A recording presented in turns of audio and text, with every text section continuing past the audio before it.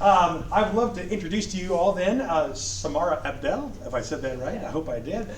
Impact of geopolitical tensions on global markets. Jump in. Thank you. Hello everyone, my name is Samara. I would like to thank you all for coming here today in a Friday morning. I would also like to thank my mentor, Professor Gordon, that helped me out through the project.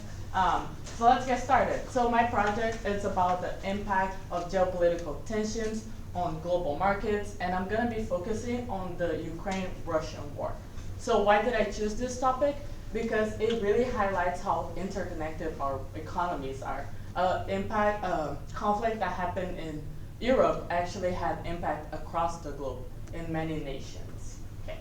So first, I'd like to talk about my methodology. So I analyze different data sets and databases from international sources. So for example, the United Nations, European Central Bank, so over 25 reports. This is a data-driven research, which means that I identify changes from those data sets and reports from before and after the war. So what were those impacts? What were those numbers looking before the war, and what happened to them after the war?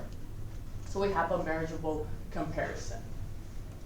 And then before I jump in, I'd like to talk about the structure. First, I'm gonna give you guys an overview about the war. So when it started and what were some reasons that influenced the war. And then secondly, I'm gonna talk about some Ukraine and Russia role on global markets. So specifically, I'm gonna be focusing on food and energy. How important were they for world production of food and energy? And thirdly, I'm gonna talk about some impacts after the war worldwide. And lastly, some possible solutions to address those issues. Okay, so let's get started. So about the war, in 2014, Russia annexes the region of Crimea, previously from Ukraine. And that annexation was not recognized internationally, which started to build some tension between the two countries. And then between 2014 and 2021, armed conflicts persisted, with Russia supporting separatist groups from the eastern side of Ukraine, and also Ukraine started to get closer to Western nations, and it started to consider joining the North Atlantic Treaty, which is a political and military treaty for North Atlantic nations. And that really threatened Russia because they didn't want North Atlantic military around their borders. And then February 24th of 2022 is when Russia launched its full-scale attack on Ukraine. And then the most important part about it that's gonna be important for my research project was that Russia actually closed the Black Sea port and also Ukraine access to the Sea of Azov. Those two parts were crucial for Ukraine for exportation. And then over here we can see the region of Crimea that was annexed in 2014. This is the Black Sea, so you can see Ukraine has had direct connection to it. And then over here, Russia started attacking from eastern side. And then these two parts over here is where we had those separatist groups. Okay, so what were the importance of Ukraine and Russia for global markets? How important were they? So as you can see here, combined, Russia and Ukraine were responsible for around 45% of the world's production of sunflower oil. And then also other important numbers that were very important for the production of corn, wheat, and barley. And then for energy, Russia was actually the second largest producer of energy across the world. And 45% of its production was actually going to European countries.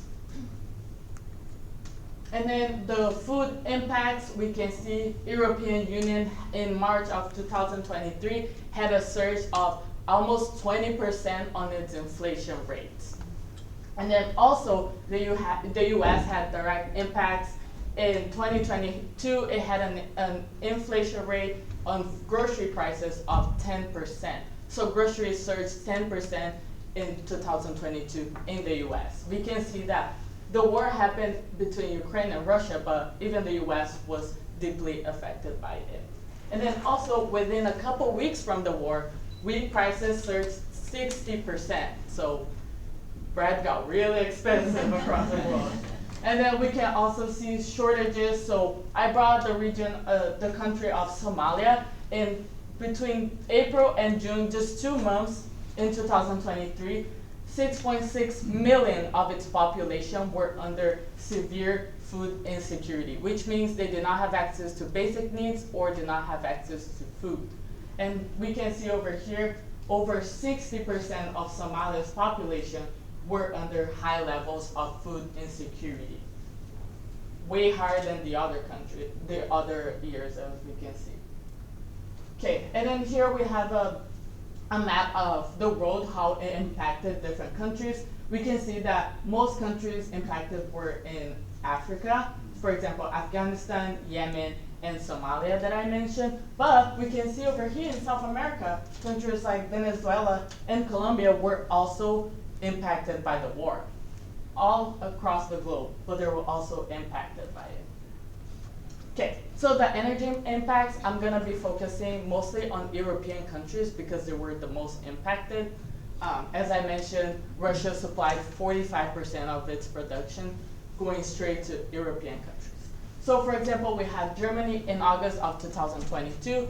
Its price of gas went from being 40 cents a euro to 300 euros for a megawatt per hour. And then households saw its prices of heating bills triplicating. And then in order to counter that, the German government had to spend around 200 billion euros to shield households and business from those high heating bills. And then some economic consequences for European countries. As we can see, two big countries, Germany and Italy, entered recessions in late 2022, just a couple months after the war. And then also European industries saw products slow down in its industries. So again, we can see major impacts from countries that were not directly involved in the war.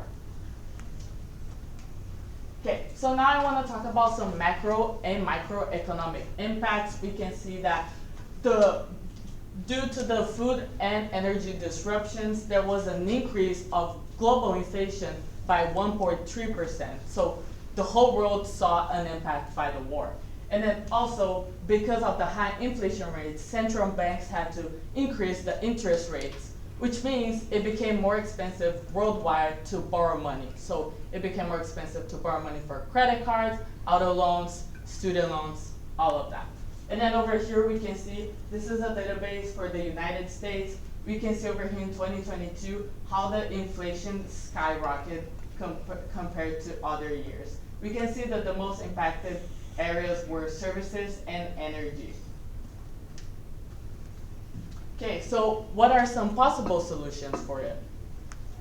So for food security, it's very important for countries to diversify its agricultural partners. So for example, countries like Brazil, Argentina, Australia, and Canada, they're very big on grain production, and they're also low risk. They're not historically really involved in any wars or conflicts. So they're really good partners for food production. And then also it's very important for countries to diversify and improve their own production. For example, they can support local farmers with subsidies, involve their technology, and then also increase their warehouses for storing food. And then for energy security, it's mostly for European countries because they were the most impacted. But for example, European countries that can join the REPower European Union, which was created in 2022 as well, to reduce reliance on Russian gas. So it's really important for countries to join that and help improve that innovation. And then also, they can countries can diversify their production for renewable gas and also liquefied natural gas, which, because it was liquefied, it's really easy to transport that gas. You can transport it by ship and even by truck.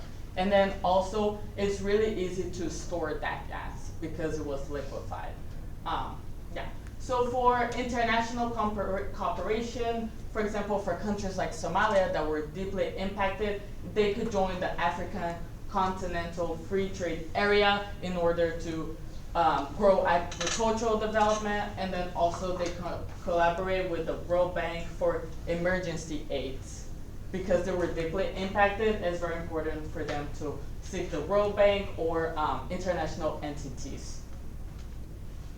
Okay, so in order to conclude, we can see that global markets prove to be highly dependent on each other. An impact that happened in Europe had conflict that happened in Europe had impact, for example, in South America, North America, and in African countries as well. And another thing that we can see is that this was not just an impact in developing countries. Developed countries like Germany and Italy entered recessions in late 2022 due to the war. And then because of that, it's very important for countries to diversify and innovate in order to build a strong base for global stability. Yeah, thank you guys very much. That's some of the bibliography. If you guys have any questions.